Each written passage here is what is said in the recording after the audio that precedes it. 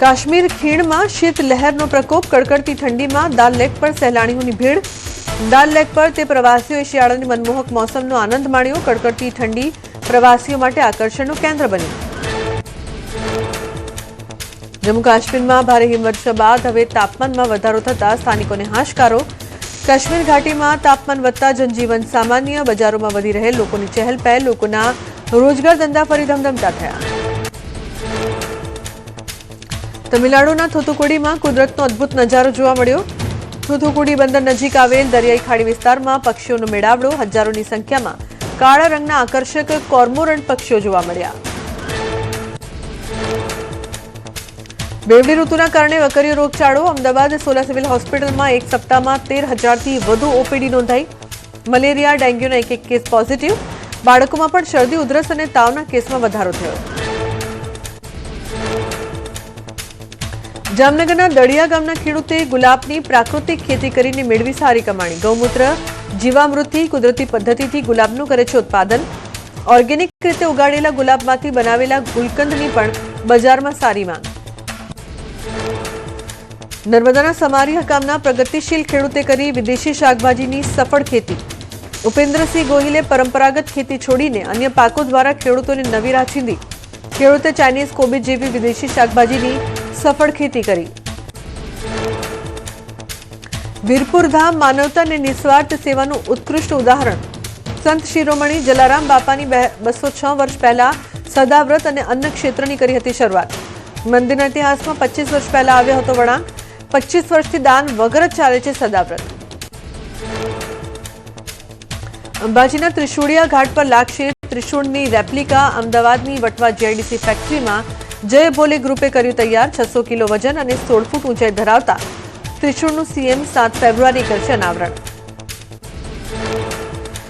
ત્રિશુળની replica બનાવવા માટે બાઇકકાસ્ટ પદ્ધતિનો ઉપયોગ, પીવીડી ગોલ્ડન કોટિંગ અને લેઝર સ્કેનિંગની ટેકનોલોજીનો ઉપયોગ 14 કારીગરોએ 4 મહિનાની મહેનતે તૈયાર કર્યું સાંધા વગરનું ત્રિશુળ।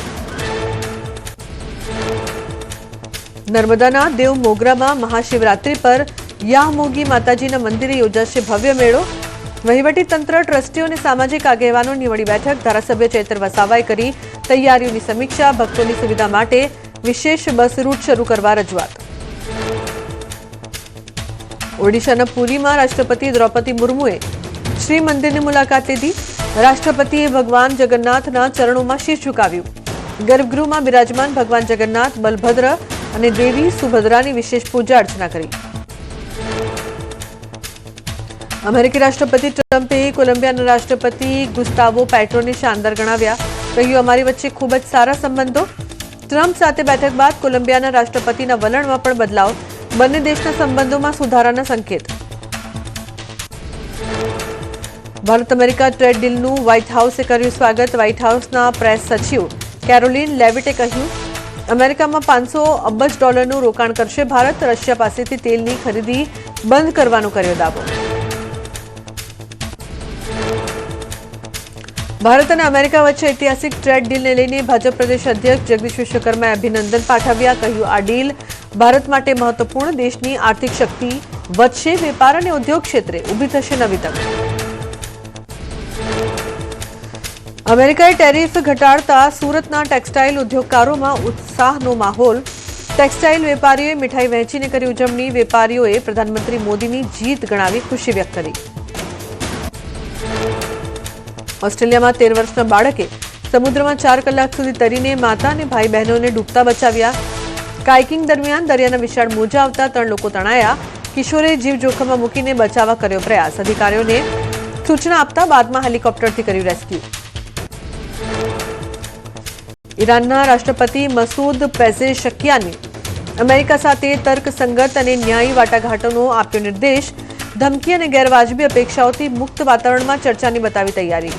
જો કે આવી કોઈ વાતચીતને અમેરિકા નથી કરતું પુષ્ટિ। ભારતના ભૂતપૂર્વ કેપ્ટન મહેન્દ્રસિંહ ધોની કોમેન્ટ્રી કરવાની શક્યતાને નકારી। કહ્યું, હું આંકડાઓમાં નબળો છું, ટિપ્પણી નથી કરતો। ધોની 2020માં નિવૃત્તિ લીધા પછી રમત સંબંધિત મુદ્દાઓ પર ભાગ્યે જ પોતાના વિચારો વ્યક્ત કર્યા હશે। ભારતીય ક્રિકેટ ટીમના પૂર્વ કેપ્ટન મહેન્દ્રસિંહ ધોનીનું નિવેદન। T20 વર્લ્ડ કપમાં ભારત ખતરનાક સાબિત થશે. રોહિત અને કોહલીએ રમવાનું રાખવું જોઈએ ચાલુ. અનુભવી અને યુવા ખેલાડીઓનું યોગ્ય સંયોજન ખૂબ જ મહત્વપૂર્ણ. જમ્મુ કાશ્મીરના પૂંછમાં ભારતીય સેનાના 6 સેક્ટર રોમિયો ફોર્સે ક્રિકેટ ટુર્નામેન્ટનું આયોજન કર્યું. સ્થાનિક યુવાનોને પ્રોત્સાહિત કરવા અને રમતગમત પ્રત્યે રુચિ વધારવા માટે પહેલ કરી. બર્ફીલા પહાડોની વચ્ચે મેદાન પર યુવાનો ઉત્સાહભેર ક્રિકેટ રમ્યા. ટીવી એક્ટર વરુણ સોબતી જોવા મળશે બોલિવૂડ ફિલ્મ તુમ્હારી ખુશ્બુમાં. રાષ્ટ્રીય પુરસ્કાર વિજેતા ફિલ્મ નિર્માતા ઓનીરની આગામી ફિલ્મમાં કરશે અભિનય. એક સામાજિક સંદેશ પૂરી પાડનારી ફિલ્મમાં કામ કરશે વરુણ સોબતી.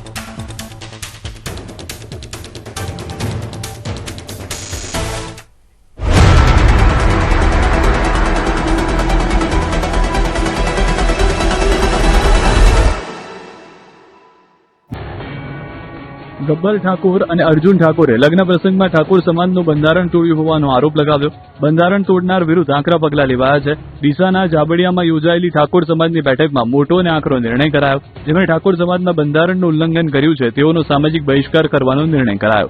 આ સભામાં ગેનીબેન ઠાકોર વર્ચ્યુઅલી જોડાયા અને સંબોધન કરતા બંધારણનું પાલન કરવા અપીલ કરી. ગેનીબેને સ્પષ્ટ શબ્દોમાં કહ્યું કે ગાયક હોય કે કોઈ પણ હોય એ સમાજથી ઉપર નથી. ગબ્બર ઠાકોર અને અર્જુન ઠાકોર માફી માંગે એવી પણ માંગ કરાઈ. આ તરફ ગબ્બર ઠાકોર અને અર્જુન ઠાકોરે પોતાનો બચાવ કરતા કહ્યું કે અમે કોઈ પણ પ્રકારના બંધારણનો ભંગ નથી કર્યો. આ તરફ નિયમોનો ભંગ કરનાર જાબડિયા ગામના આગેવાનોએ સમાજની બેઠકમાં પાઘડી ઉતારી સમાજની માફી માંગી અને કહ્યું કે સમાજે જે નિર્ણય લેશે તેને સ્વીકારીશ. આજે સમાજનું બંધારણ તોડ્યું છે જેના બદલ અમે આખી સમાજને 2 હાથ જોડીને અમે ગૌપતિ માફી માંગીએ. ઠાકોર સમાજ તેમની 1 વર્ષ માટે જ્ઞાતિ બહાર એટલે કે નાત બહાર મૂકવાનો નિર્ણય કરે છે.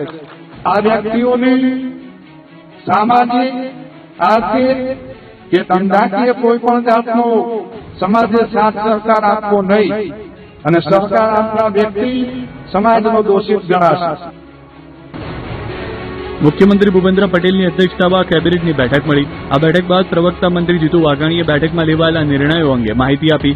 તેમણે ઇનામી જમીન સંદર્ભે લેવાયેલા નિર્ણય પર અભિનંદન આપ્યા. સાથે જ જળ સંચય અભિયાનને લઈને બેઠકમાં ચર્ચા થવા અંગે પણ માહિતી આપી. સુજલામ સુફલામ જળ સંચય યોજના અંગે કેબિનેટની બેઠકમાં લેવાયો નિર્ણય. આ વર્ષે 21 ફેબ્રુઆરીથી શરૂ થશે જળ સંચય યોજના.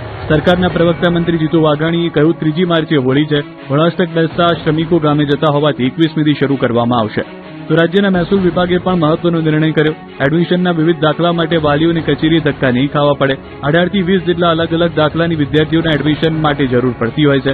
વાલીઓને અગવડ ન પડે તે માટે 1 એપ્રિલથી ફેસલેસ ઓનલાઈન બધા પ્રમાણપત્રો મળી જાય એવો નિર્ણય કરાયો છે. રાજ્ય સરકારની મહત્વપૂર્ણ કેબિનેટ બેઠકમાં ખેડૂતોને લઈને મોટો નિર્ણય લેવામાં આવ્યો છે. બેઠકમાં તમામ મુદ્દે ચર્ચા થઈ હતી. ખાસ કરીને બેઠકમાં ખેડૂતોના હિતમાં મોટો નિર્ણય લેવાયો. રવિ પાકની ટેકાના ભાવે ખરીદીના આયોજનને મંજૂરી આપી દેવામાં આવી. ખરીદી પ્રક્રિયા પારદર્શક રહે માટે વિભાગને સૂચના આપી છે. ખેડૂતોને સમયસર ચૂકવણી થાય તે માટે વિભાગને સ્પષ્ટ સૂચના આપી છે. તો વર્ષ 2026-27ના રાજ્ય બજેટની રૂપરેખા પર મંત્રીમંડળમાં વિસ્તૃત ચર્ચા થઈ. રાજ્યમાં યોજાનાર ધાર્મિક ઉત્સવની વ્યવસ્થાઓની સમીક્ષા પણ થઈ હતી. ભવનાથ મહાદેવના મેળાને વધુ ભવ્ય બનાવવાનો નિર્ણય લેવાયો. મેળાને વિશાળ સ્વરૂપ આપવાનો નિર્ણય લીધો. ભવનાથ મેળા માટે સુરક્ષા, આરોગ્ય, ટ્રાફિક વ્યવસ્થા, પીવાનું પાણી અને સ્વચ્છતા અંગે કડક આયોજનના આદેશ આપ્યા છે. બીજી તરફ મહાનગરોને ઢોરમુક્ત બનાવવા કડક કાર્યવાહી થઈ રહી છે. ત્યારે અમદાવાદ